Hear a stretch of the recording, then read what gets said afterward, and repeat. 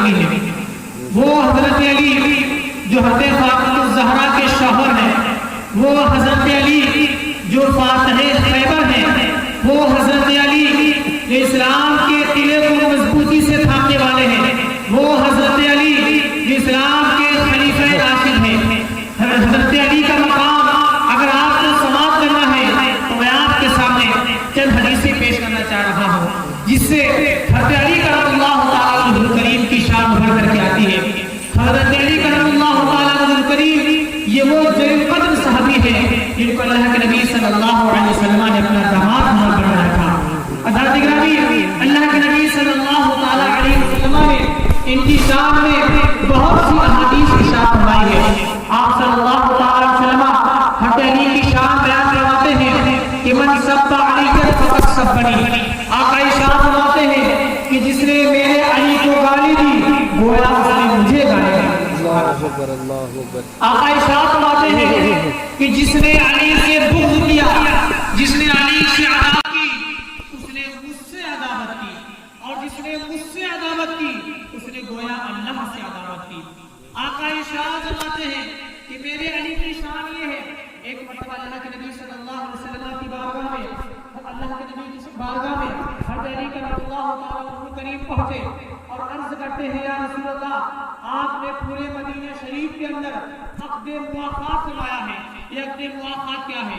عقد مواخات کا مطلب یہ ہے کہ آپ صلی اللہ علیہ وسلم نے جب مدینہ میں قیام فرمایا تو اس وقت آپ نے جو ہے مدینہ شریف کے اندر آپسی بھائی چارہ قائم فرمایا، بھائی چارگی کا ثبوت دیا، اور آپ نے چند صحابہ کرام کو بانٹ دیا کہ مہاجر فلاں مہاجر صحابی فلاں انصاری صحابی کے ساتھ رہیں گے، فلاں مہاجر صحابی فلاں مہاجر فلاں انصاری صحابی کے ساتھ رہیں گے۔ چنانچہ اس طرح رسول اللہ صلی اللہ علیہ وسلم نے تمام مہاجر صحابہ کرام کو ایک ایک انصاری صحابی کے ساتھ کر دیا، اور اس طرح آپ نے بھائی چارگی کا ثبوت پیش کیا، اور ساتھ میں ارشاد فرمایا کہ اب تم لوگ آپس میں اس طرح رہنا جیسے کہ آپس میں بھائی بھائی رہا کرتے ہیں۔ جب یہ معاملہ پیش ہوا اور لوگوں کے بارے میں حضرت علی کرم اللہ تعالیٰ عنہ کریم نے سنا کہ تمام مہاجرین کے لیے اللہ کے نبی صلی اللہ علیہ وسلم نے تمام مہاجرین کے لیے عقد مواخات فرما دیا ہے، ہر ایک کا بھائی منتخب فرما دیا ہے۔ حضرت علی کرم اللہ تعالیٰ عنہ کریم کے سینے میں ایک جو ہے درد پیدا ہوا، جب ٹائم ملے گا تو اعلیٰ حضرت کا موقع ملے گا، دل میں یہ کل پڑھیں گے انشاءاللہ، کل پڑھیں گے جیسا کہ عید ختم ہوگی نا تو اتنا پڑھ دیجیے گا اعلیٰ حضرت کا۔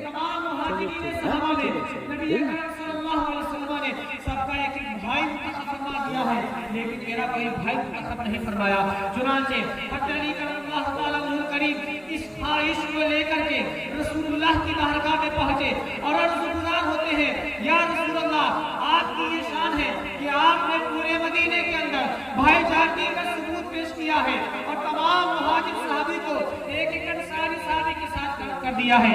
یا رسول اللہ، میں بھی تو مہاجر ہوں، آخر میرا بھائی کون ہے؟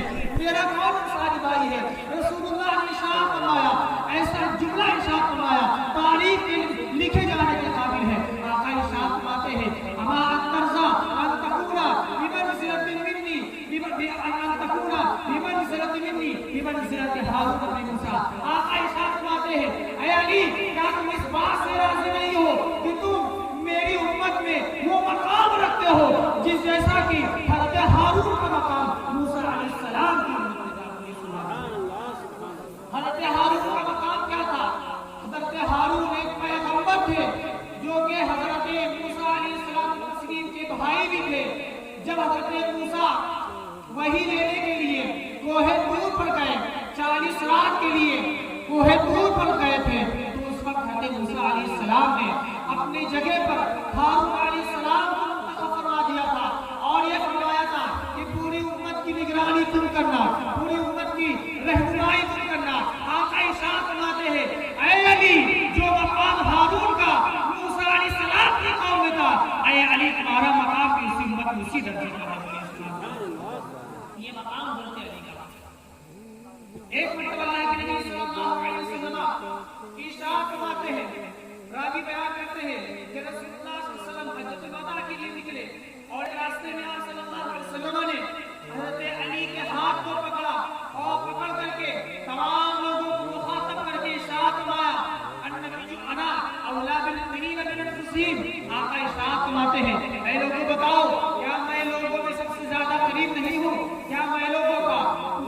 जानों से ज्यादा करीब नहीं हो? तमाम लोगों ने अर्ज की, या रसूलल्लाह, भला क्यों नहीं?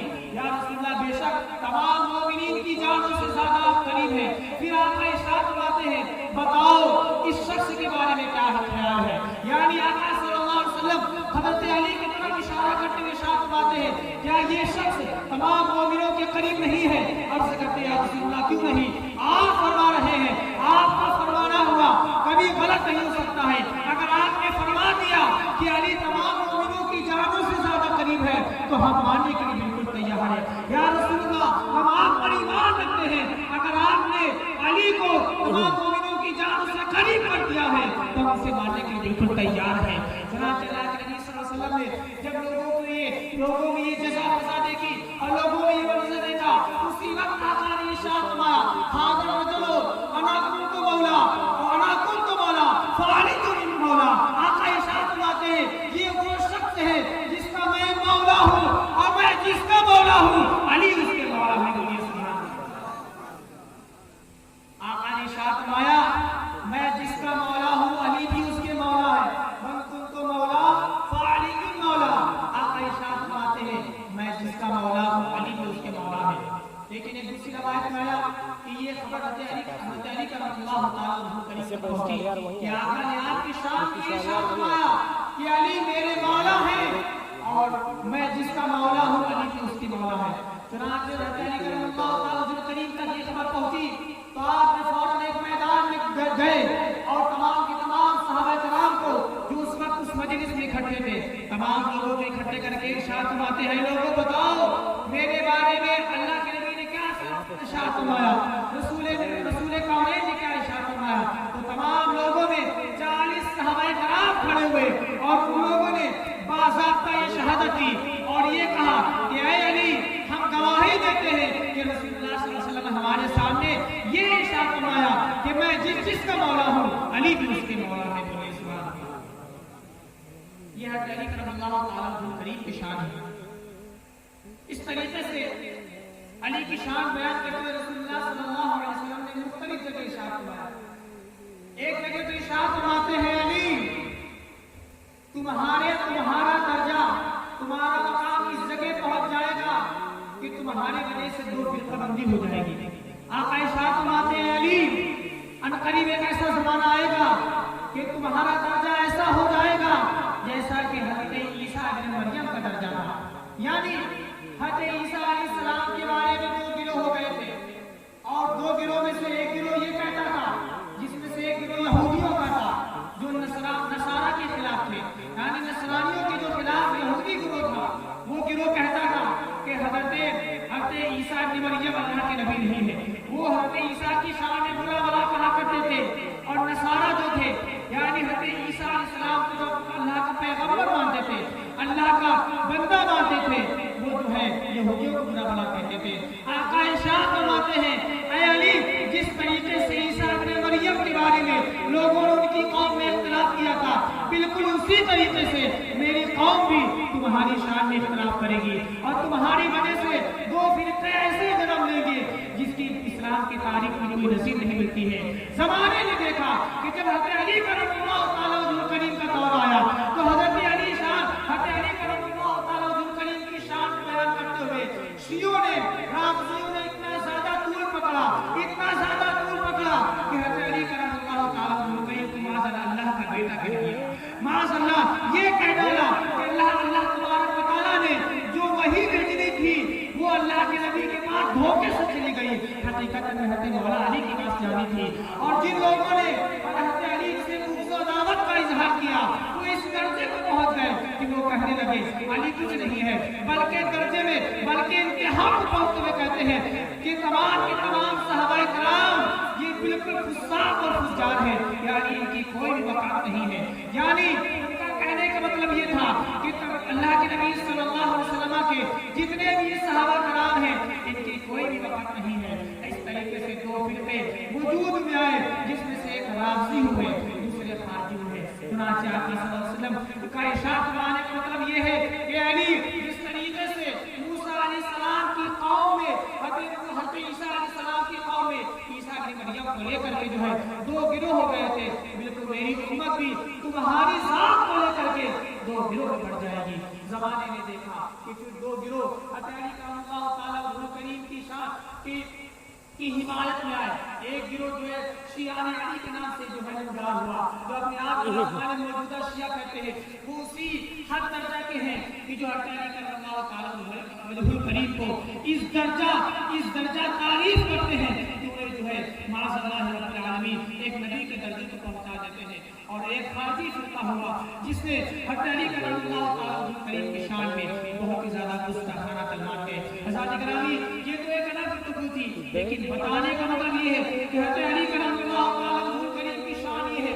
ایک مرتبہ حضرت علی کرم اللہ تعالیٰ عنہ کریم کے گھر پر امام حسن امام حسین رضی اللہ تعالیٰ عنہ جو آپ کے صاحبزادے تھے, وہ بہت ہی زیادہ سخت بیمار ہو جاتے ہیں اور بہت ہی زیادہ کلفت کی حالت میں ہوتے ہیں. اللہ کے نبی صلی اللہ علیہ وسلم کی بارگاہ میں یہ خبر پہنچی کہ یا رسول اللہ صلی اللہ علیہ وسلم, آپ کے نواز سے اس قدر بیمار ہو گئے ہیں, اس قدر بیمار ہو گئے ہیں کہ کسی طبیب کی دوا کام نہیں آ رہی ہے. چنانچہ اللہ کے نبی صلی اللہ علیہ وسلم فوراً بھاگ کر کے حضرت علی کرم اللہ تعالیٰ عنہ کریم کی بارگاہ میں آئے اور فرماتے ہیں کہ اے علی کیا بات ہے. اور علی نے عرض کی, یا رسول اللہ, یہ آپ کے نواسے بیمار پڑے ہوئے ہیں اور کئی دنوں سے بیمار چل رہے ہیں. یا رسول اللہ, ان کو شفا نہیں مل رہی ہے. یا رسول اللہ, ان کی شفاعت کا انتظام کریے, ان کی جو ہے ان کے صحت یابی کے لیے دعا کیجیے. اللہ کے نبی صلی اللہ علیہ وسلم فوراً ارشاد فرمایا, اے علی تم میاں بیوی یعنی اے فاطمہ تم بھی, اے علی تم بھی, تم دونوں اس بات کی نظر مان لو کہ جب یہ دونوں بچے صحیح ہو جائیں گے تو ہم 3 دن کا روزہ رکھیں گے.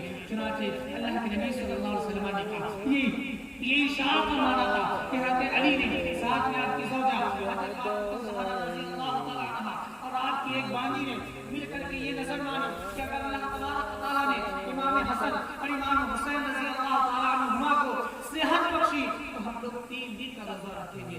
چنانچہ منظور الہی یہی تھا اور اس کے بعد اللہ تبارک و تعالیٰ نے امام حسن امام حسین رضی اللہ تعالیٰ عنہ کو صحت بخشی دی.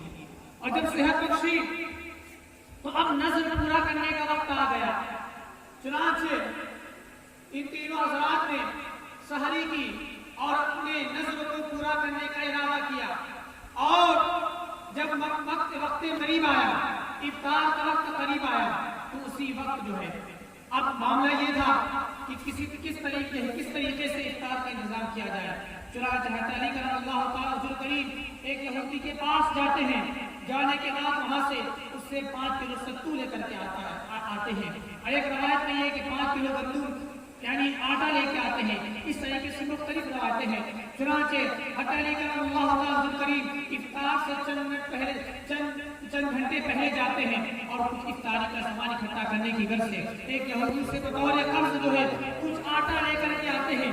آٹا لینے کے بعد حضرت فاطمہ زہرا کے حوالے کر دیا. ادھر آٹا بن رہا ہے, افطار کا انتظام ہو رہا ہے اور عنقریب افطار کے لیے سب بیٹھ ہی گئے تھے.